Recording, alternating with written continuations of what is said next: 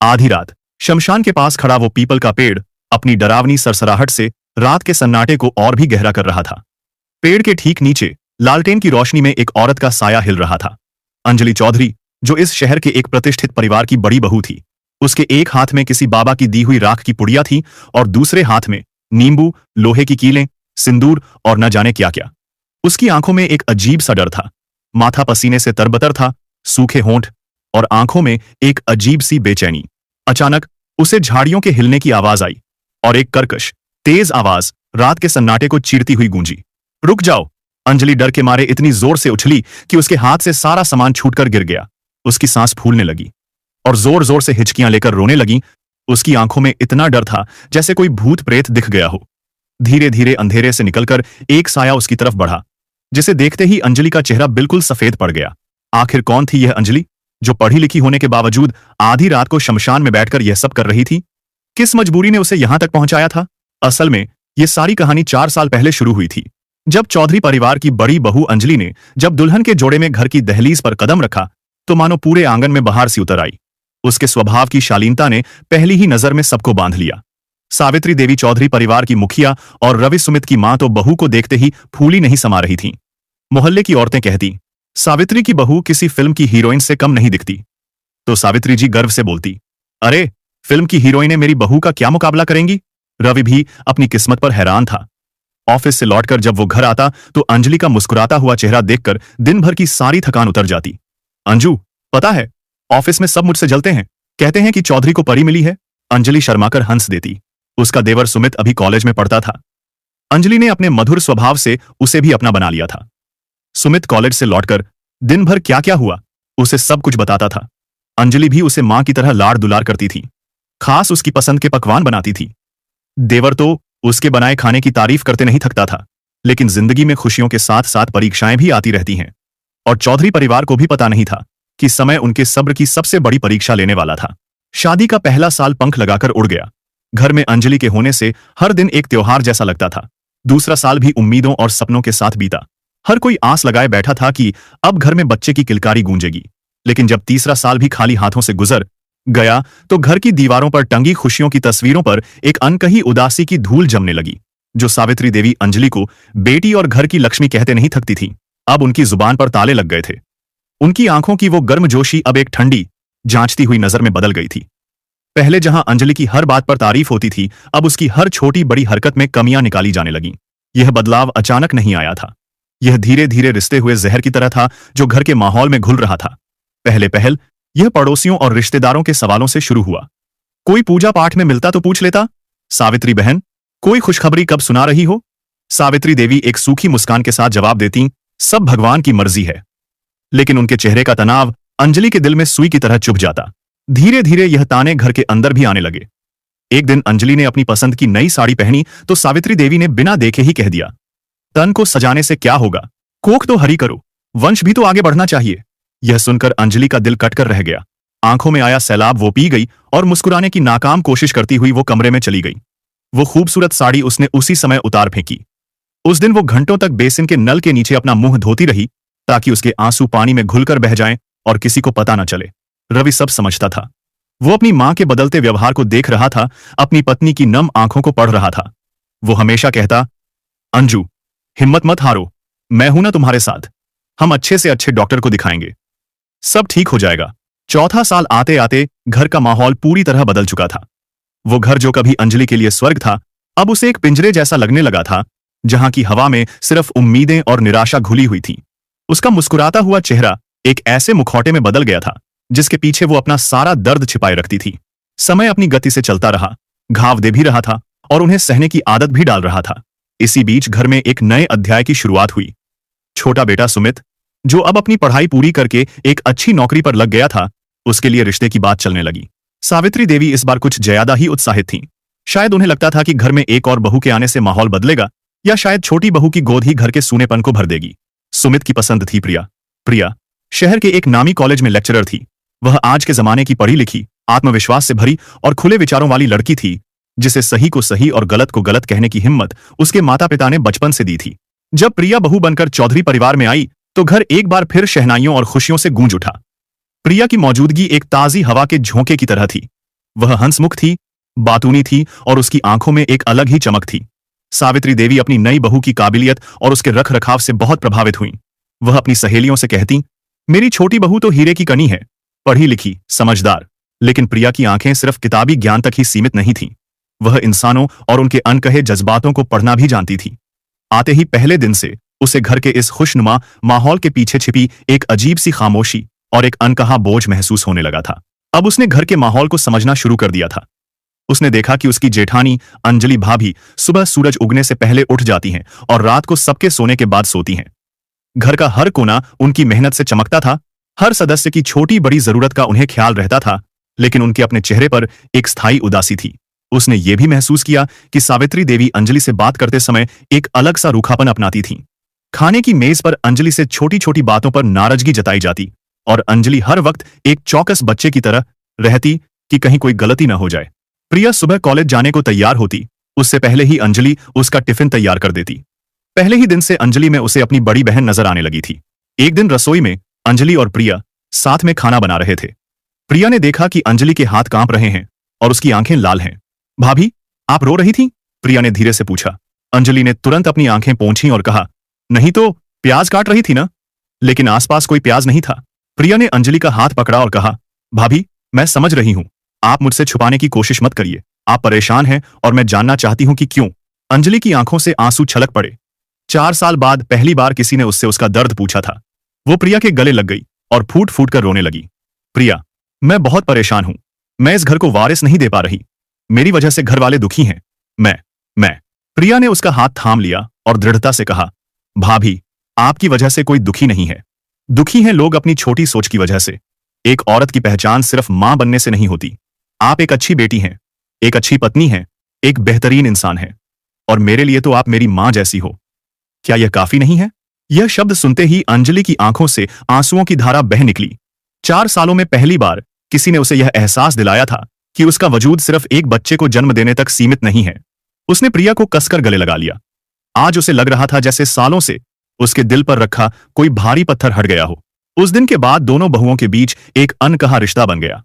प्रिया अंजलि में एक बड़ी बहन और एक मां का प्यार देखती थी और अंजलि को प्रिया में अपना खोया हुआ साथी मिल गया था। लेकिन प्रिया को यह भी पता चल गया था कि इस घर में अंजलि के साथ कितना बड़ा अन्याय हो रहा है। प्रिया का स्वभाव चुप रहने वाला नहीं था। जब भी सावित्री देवी अंजलि पर कोई कटाक्ष करती, प्रिया तुरंत अंजलि का पक्ष लेती। मां जी, भाभी ने क्या गलत किया है? वो तो पूरे घर का इतना ख्याल रखती हैं। इससे घर में एक नया तनाव पैदा हो गया था। सावित्री देवी को लगने लगा था कि प्रिया अंजलि को और भी बिगाड़ रही है, लेकिन प्रिया को इसकी परवाह नहीं थी। उसे अपनी भाभी का दर्द दिखाई दे रहा था और वो उसे अकेला नहीं छोड़ सकती थी। एक शाम जब सुमित ऑफिस से आया तो प्रिया ने उससे पूरी बात कही। सुमित, तुम्हारी भाभी कितनी अच्छी हैं, फिर भी उनके साथ यह सब क्यों हो रहा है? यह गलत है। सुमित चुप रह गया। वो भी सब देख रहा था, लेकिन घर के बड़ों के सामने बोलने की हिम्मत नहीं कर पा रहा था। प्रिया ने कहा, अगर तुम नहीं बोलोगे तो मैं बोलूंगी। मैं अपनी भाभी को इस तरह दुखी नहीं देख सकती। घर में बदलाव की हवा बहने लगी थी। प्रिया अब अंजलि की ढाल बन चुकी थी। वो उसे घर के कामों से निकालकर बाहर ले जाती। चलो भाभी, आज गोलगप्पे खाने चलते हैं, या चलो भाभी, आज मॉल चलकर विंडो शॉपिंग करते हैं। शुरू में अंजलि हिचकिचाती, नहीं प्रिया, माँ जी क्या कहेंगी? प्रिया हंसकर जवाब देती, कहने दो भाभी, आपको भी तो खुश रहने का हक है। उस दिन जब दोनों गोलगप्पे खाकर हंसती हुई घर लौटी तो अंजलि के चेहरे पर महीनों बाद एक सच्ची खिलखिलाती मुस्कान थी। ऐसा लगा जैसे कोई मुरझाया हुआ फूल फिर से खिल उठा हो। घर के आंगन में बैठी सावित्री देवी ने अपनी दोनों बहुओं को इस तरह हंसते हुए देखा तो उनके चेहरे पर खुशी की जगह एक अजीब सी जलन उतर आई। उन्हें लगा जैसे उनकी सत्ता को चुनौती दी जा रही है। अंजलि को अपनी देवरानी में एक ऐसा सहारा मिल गया था जिसने उसे खुद से प्यार करना सिखाया। उसने अपना अकेलापन पूरी तरह भुला दिया था। वो एक आम सी दोपहर थी। घर के पुरुष काम पर थे और घर में शांति थी। पिछले कुछ हफ्तों से प्रिया की सोबत में अंजलि ने फिर से मुस्कुराना सीख लिया था। आज भी रसोई में वो प्रिया की बताई हुई एक नई डिश बनाने की तैयारी कर रही थी और मन ही मन गुनगुना रही थी। बाहर आंगन में सावित्री देवी अपनी किसी पुरानी सहेली से फोन पर बात कर रही थी। उनकी बातें शिकायतों से भरी हुई थीं। शुरू में अंजलि ने ध्यान नहीं दिया, लेकिन फिर कुछ शब्द उसके कानों तक पहुंचे और वो वहीं ठिठक गई। शर्मा जी तो बड़े भाग्य वाले हैं। उनकी बहू ने जुड़वा बच्चों को जन्म दिया है। एक साथ 2 पोते मिल गए उन्हें। भगवान जब देता है तो छप्पर फाड़ कर देता है। कुछ बहुएं तो खुद भगवान का आशीर्वाद होती है। इतना कहकर वो एक पल रुकी और फिर एक ठंडी आह भरकर बोली, और कुछ तो बंजर जमीन की तरह होती हैं। कितना भी पानी डालो, बीज डालो, कुछ नहीं उगता। उन्होंने अपनी बात खत्म करते हुए तिरछी नजरों से अंजलि को देखा और कहा, पता नहीं हमने पिछले जन्म में कौन से पाप किए थे जिसकी सजा इस जन्म में मिल रही है। ये शब्द नहीं, पिघले हुए शीशे के छर्रे थे जो सीधे अंजलि के दिल और आत्मा में जाकर धंस गए। बंजर। यह एक शब्द उसके पूरे वजूद पर एक सवालिया निशान लगाया गया। उसके हाथ कांपने लगे। वो पानी पीने के लिए गिलास उठा रही थी, लेकिन अब उंगलियों में जान ही नहीं बची थी। छन्न की एक तीखी आवाज के साथ कांच का गिलास उसके हाथ से छूटकर फर्श पर गिरा और सैकड़ों टुकड़ों में बिखर गया। रसोई के दरवाजे पर खड़ी प्रिया ने भी सब कुछ सुन लिया था। उसने अपनी मां समान भाभी के चेहरे को देखा जो पल भर में सफेद पड़ गया था। फोन पर सावित्री देवी गिलास टूटने की आवाज सुनकर चिल्लाईं, कुछ ढंग से तो होता नहीं तुझसे, तोड़ दिया ना। लेकिन अंजलि ने कुछ नहीं सुना। वो बस सुन्न खड़ी उन कांच की किरचों को घूर रही थी। उसकी दुनिया, उसकी उम्मीदें, उसका आत्मसम्मान, सब कुछ उन टुकड़ों की तरह ही बिखर चुका था। यह सब देखकर प्रिया की नसों में खून खौल उठा। उसकी मुट्ठियां भींच गईं और आंखों में एक ऐसी ज्वाला भड़की जो घर की झूठी शांति और दकियानुसी सोच को जलाकर राख कर देने के लिए तैयार थी। उस दोपहर की घटना के बाद घर में एक अजीब सी शांति थी, लेकिन यह तूफान से पहले की शांति थी। एक हफ्ते बाद पड़ोस के घर में गोद भराई का कार्यक्रम था। उनकी बहू ऋतु गर्भवती थी और मिसेस वर्मा, जो हमेशा से सावित्री देवी और उनकी सर्वगुण संपन्न बड़ी बहू अंजलि से मन ही मन एक जलन रखती थी, ने इस कार्यक्रम को अपनी शान दिखाने का जरिया बना लिया था। सावित्री देवी के जोर देने पर अंजलि और प्रिया को भी वहां जाना पड़ा। घर मेहमानों, संगीत और हंसी ठहाकों से गूंज रहा था। हर तरफ उत्सव का माहौल था। गर्भवती ऋतु को सभी औरतें बारी बारी से उसे आशीर्वाद दे रही थीं। अंजलि ने एक हल्की नीले रंग की साड़ी पहनी थी। वो मुस्कुराने की पूरी कोशिश कर रही थी, लेकिन बच्चों के जन्म पर गाए जा रहे हर गीत और ऋतु को मिल रहा हर आशीर्वाद उसके दिल पर एक छोटे से घाव की तरह लग रहा था। वो सबसे बचकर एक कोने में खड़ी हो गई ताकि किसी की नजर उस पर न पड़े। प्रिया अपनी भाभी की इस तकलीफ को महसूस कर सकती थी। वो जानती थी कि इस माहौल में मुस्कुराते हुए खड़े रहना कितना मुश्किल है। तभी मिसेस वर्मा की तेज आवाज गूंजी, जो जानबूझकर इतनी ऊंची थी कि हर कोई सुन सके। अरे अंजलि बेटा, वहां दूर क्यों खड़ी हो? इधर आओ, तुम भी तो हमारी ऋतु को अपना आशीर्वाद दो।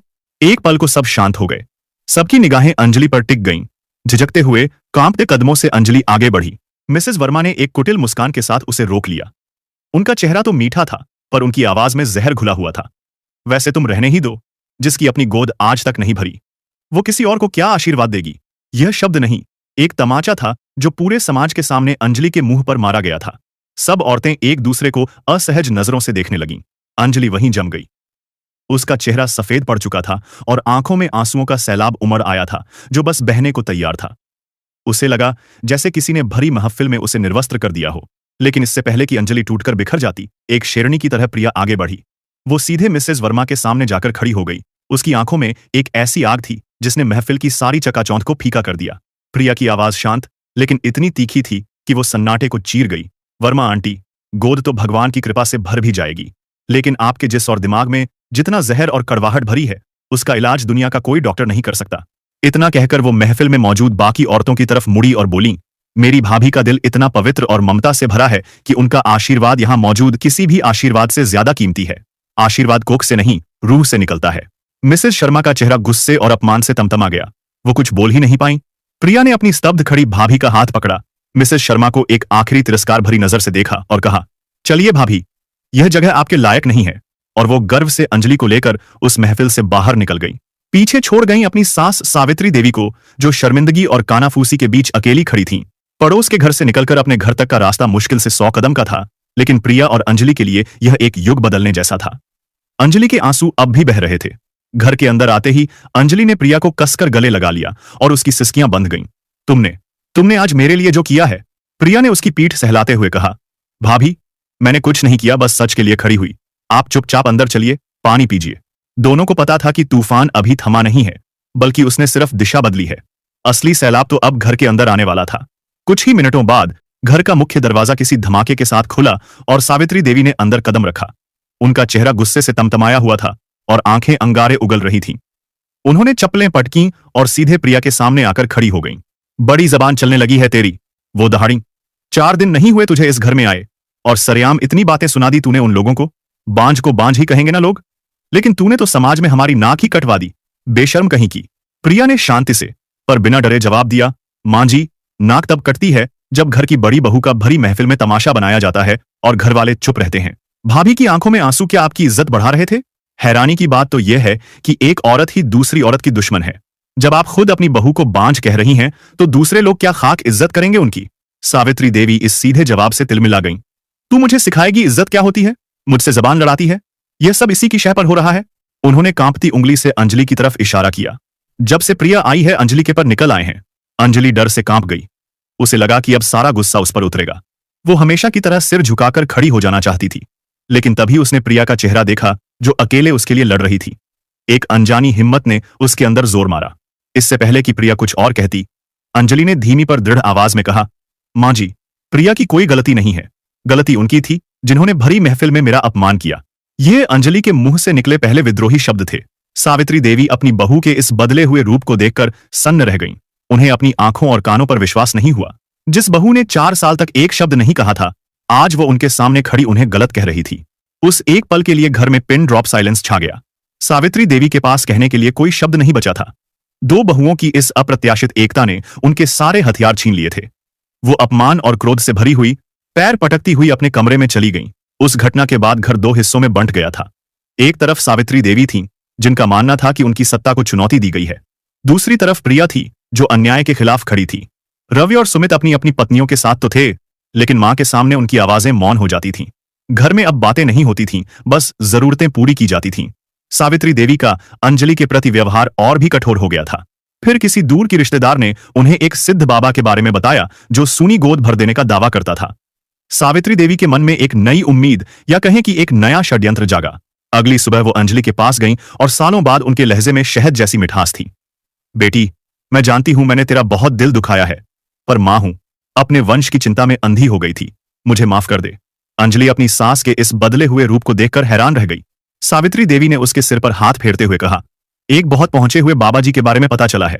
उनके आशीर्वाद से पत्थर पर भी फूल खिल जाते हैं। हम एक बार उनके पास चलेंगे बेटी।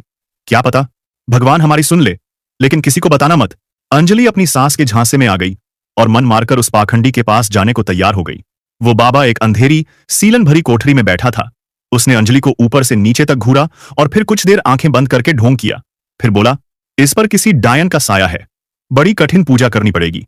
उसने कुछ बेहद अजीब उपाय बताए। इनमें से एक था अमावस्या की आधी रात को शमशान के पास वाले पीपल के पेड़ के नीचे बैठकर कुछ मंत्रों का जाप करना, और वह भी सिर्फ एक पतले सफेद कपड़े में। यह सुनकर अंजलि का कलेजा कांप गया, लेकिन सावित्री देवी ने उसे समझाया, वंश के लिए औरतों को क्या कुछ नहीं करना पड़ता बेटी? यह तो कुछ भी नहीं। अंजलि ने रोते हुए हां कर दी। उस रात घर में सब सो गए थे। घड़ी में 11:30 बजे थे। सावित्री देवी चुपके से अंजलि को लेकर घर से निकल गई, लेकिन उन्हें पता नहीं था कि कोई उन पर नजर रखे हुए है। प्रिया को अपनी सास के बदले हुए व्यवहार पर पहले से ही शक था। जब उसने दोनों को रात के अंधेरे में घर से निकलते देखा तो उसका माथा ठनका। उसने तुरंत सुमित को उठाया और दोनों चुपचाप उनके पीछे चल पड़े। जब वो उस डरावनी जगह पर पहुंचे तो मंजर देखकर प्रिया के होश उड़ गए। पाखंडी बाबा वहां मौजूद था और अजीब अजीब आवाजें निकाल रहा था। अंजलि एक पेड़ के नीचे बैठी कांप रही थी। यह सब देखते ही प्रिया की नसों में खून खौल उठा। वो किसी शेरनी की तरह आगे बढ़ी और चिल्ला पड़ी, तुम्हारी हिम्मत कैसे हुई एक औरत को इस तरह डराने और उसका अपमान करने की? वो चिल्लाई। बाबा हड़बड़ा गया। तभी सुमित भी वहां पहुंच गया। प्रिया ने अंजलि का हाथ पकड़ा और उसे खींचकर खड़ा किया। उठिए भाभी, सावित्री देवी चिल्लाईं। प्रिया, तू यहां क्या कर रही है? तूने सब बना बनाया खेल बिगाड़ दिया। प्रिया ने पलटकर अपनी सास को ऐसी नजरों से देखा कि वो कांप गईं। खेल? आप इसे खेल कह रही हैं मां जी? अपनी बहू की इज्जत और जान को दांव पर लगाना आपके लिए खेल है? वो अंजलि को खींचते हुए घर की ओर चल पड़ी और पीछे मुड़कर उस बाबा को चेतावनी दी, और तुम अगर आज के बाद इस शहर में भी नजर आए तो जेल में चक्की पीसोगे। घर पहुंचकर एक और भूचाल आया, लेकिन इस बार प्रिया के साथ सुमित भी खड़ा था। प्रिया ने घर में ऐलान कर दिया, आज के बाद भाभी को किसी डॉक्टर के अलावा अगर किसी और के पास ले जाया गया तो मुझसे बुरा कोई नहीं होगा। सावित्री देवी का यह दांव भी उल्टा पड़ चुका था। उनका पाखंड बेनकाब हो गया था और अब उनके अपने बेटे भी उनके खिलाफ खड़े थे। सावित्री देवी चिल्लाईं, क्या करेगी तू? अपनी सास को जेल भिजवाएगी? अगर भाभी के सम्मान और सुरक्षा के लिए मुझे यह भी करना पड़े तो मैं पीछे नहीं हटूंगी। प्रिया ने बिना पलक झपकाए जवाब दिया। उस रात घर में एक और भयंकर झगड़ा हुआ। उस रात अंजलि चुपचाप बिस्तर पर बैठी थी। प्रिया ने अंदर आकर दृढ़ता से कहा, भैया, अब बहुत हुआ। हम भाभी को इस तरह तिल तिल कर मरते हुए नहीं देख सकते। मां जी जो कर रही हैं वो अंधविश्वास है, इलाज नहीं। आपको भाभी के लिए खड़ा होना होगा। रवि ने नजरें झुकाकर कहा, मैं क्या करूं प्रिया? मां के सामने आप वो करेंगे जो एक पति को करना चाहिए। प्रिया ने उसकी बात काटी। कल सुबह आप भाभी को लेकर शहर के सबसे बड़े फर्टिलिटी स्पेशलिस्ट डॉक्टर वर्मा के पास जाएंगे। अंजलि ने कांपते हुए कहा। लेकिन प्रिया, अगर वहां भी कुछ नहीं हुआ तो? उसके मन में निराशा घर कर चुकी थी। प्रिया ने उसके पास बैठकर उसका हाथ थामा। भाभी, हम कोशिश तो कर सकते हैं।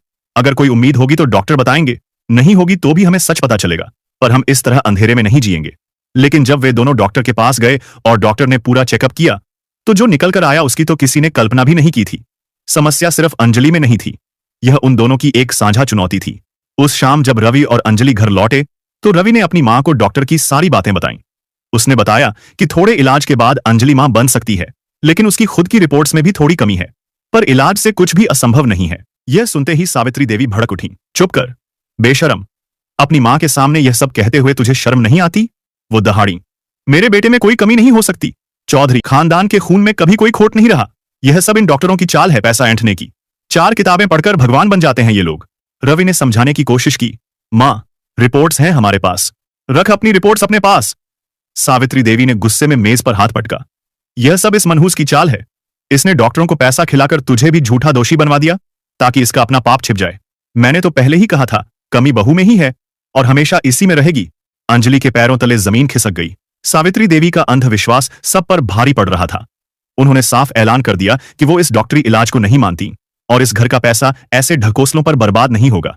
प्रिया और सुमित के सहयोग से रवि और अंजलि ने आईवीएफ का इलाज शुरू किया। दुर्भाग्य से एक के बाद एक आईवीएफ के 2 प्रयास असफल हो गए। इस दोहरी असफलता ने अंजलि को पूरी तरह तोड़ दिया। उसने उम्मीद छोड़ दी, खुद को एक कमरे में बंद कर लिया और सबसे बात करना बंद कर दिया। उसका हंसता मुस्कुराता चेहरा मुरझा गया और घर में एक बोझिल खामोशी छा गई। इसी निराशा और मातम भरे माहौल के बीच घर में एक ऐसी खबर आई जो किसी ताजी हवा के झोंके की तरह थी, लेकिन साथ ही एक जटिल परिस्थिति भी लेकर आई। प्रिया को पता चला कि वह गर्भवती है। शुरू में प्रिया ने यह बात सबसे छिपा कर रखी। उसे समझ नहीं आ रहा था कि वो यह खबर कैसे दे। एक तरफ उसकी अपनी खुशी थी, मातृत्व का वो खूबसूरत एहसास जिसका हर औरत सपना देखती है, लेकिन दूसरी तरफ उसकी भाभी थी जो इसी एक सुख के लिए तिल तिल कर मर रही थी। प्रिया को अपनी खुशी पर भी अपराध बोध महसूस हो रहा था। जब उसने यह बात सुमित को बताई तो वो खुशी से झूम उठा, लेकिन प्रिया की आंखों में आंसू देखकर वो रुक गया। प्रिया ने सिसकते हुए कहा, सुमित, मैं भाभी का सामना कैसे करूंगी? जब वो यह खबर सुनेंगी तो उन पर क्या बीतेगी? आखिरकार यह खबर घर में फैली। जैसा कि अपेक्षित था, सावित्री देवी की खुशी का ठिकाना नहीं रहा। सालों बाद उनके घर में वंश का दीपक जलने वाला था। रात को जब सुमित आया तो प्रिया ने उसे एक ऐसा प्रस्ताव दिया जिसे सुनकर उसके पैरों तले जमीन खिसक गई। सुमित, मैं अपना होने वाला बच्चा भैया और भाभी को देना चाहती हूं, कानूनी तौर पर। सुमित हैरान रह गया। प्रिया, यह तुम क्या कह रही हो? तुम होश में तो हो? यह हमारा बच्चा है। प्रिया ने उसके हाथ पकड़कर कहा, सुमित, भाभी ने हम सबके लिए जो किया है वो कोई नहीं कर सकता। क्या तुम्हें यकीन नहीं है कि वो इस बच्चे को एक मां से बढ़कर प्यार देंगी? सुमित चुप हो गया। वो जानता था कि प्रिया सच कह रही है। अंजलि की निस्वार्थ ममता और त्याग को उसने भी देखा था। उसने एक गहरी सांस ली और अपनी पत्नी के इस साहसी और अविश्वसनीय फैसले में उसका साथ देने का वादा किया। अगली सुबह दोनों ने यह बात सावित्री देवी को बताई। यह सुनते ही सावित्री देवी आग बबूला हो गई। पागल हो गई है तू? तेरी मति मारी गई है? अपना बच्चा किसी बांझ को देने चली है? कभी नहीं। यह मेरा पोता है, चौधरी खानदान का वारिस। इसे मैं किसी सौतेली के हाथों में नहीं सौंपूंगी। प्रिया ने समझाने की कोशिश की। मां जी, भाभी सौतेली नहीं।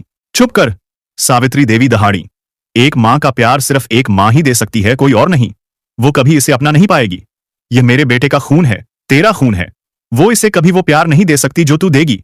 जब प्रिया ने देखा कि तर्क और भावनाओं का कोई असर नहीं हो रहा है, तब उसने वो कदम उठाया जिसकी किसी ने कल्पना भी नहीं की थी। उसकी आवाज कांप रही थी, लेकिन उसके इरादे फौलादी थे। ठीक है मां जी, प्रिया ने अपने पेट पर हाथ रखते हुए कहा। अगर आपकी यही सोच है तो सुन लीजिए। यदि आपको अपने खानदान का वारिस चाहिए तो वो सिर्फ एक ही शर्त पर इस दुनिया में आएगा कि वो पैदा होते ही कानूनी तौर पर अंजलि भाभी की गोद में जाएगा। भाभी उसकी मां होंगी और भैया उसके पिता। सावित्री देवी कुछ कहने के लिए आगे बढ़ी, लेकिन प्रिया ने उन्हें रोक दिया। वरना, प्रिया की आवाज में एक अंतिम चेतावनी थी, वरना यह बच्चा इस दुनिया में आएगा ही नहीं। फैसला आपका है, आपको वारिस चाहिए या नहीं।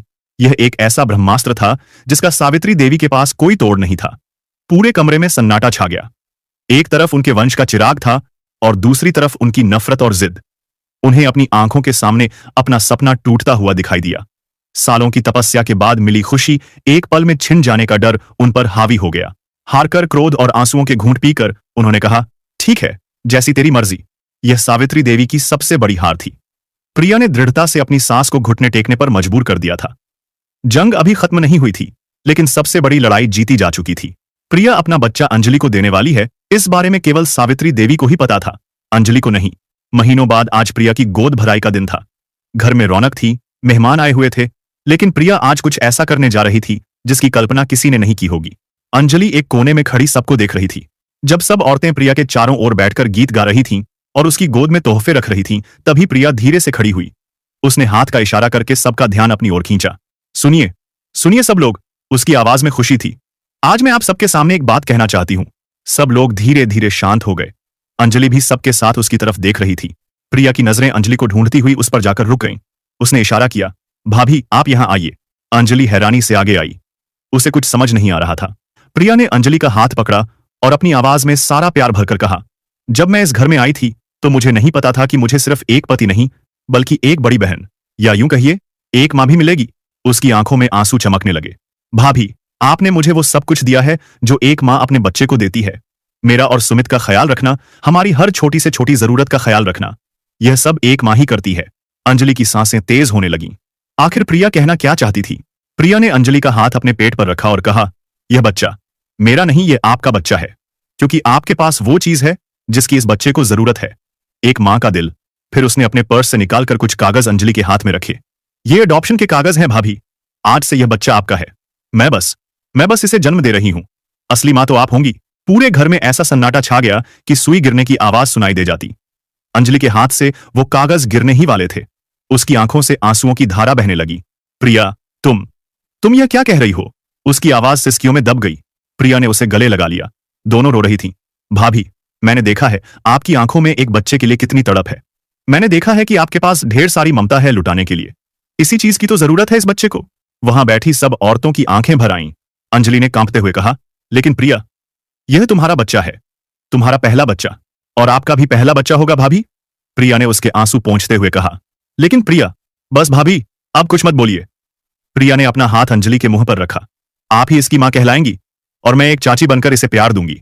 रवि और सुमित दोनों की आंखें नम हो आईं।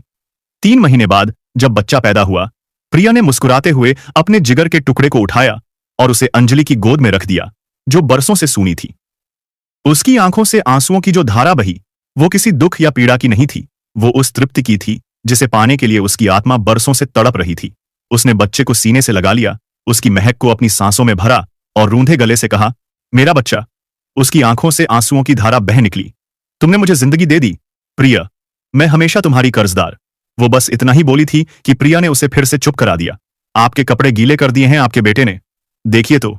सुनते ही अंजलि के आंसुओं भरे चेहरे पर हंसी खिल गई और वो बड़े प्यार से बच्चे को बिस्तर पर लिटाकर उसके कपड़े बदलने लगी।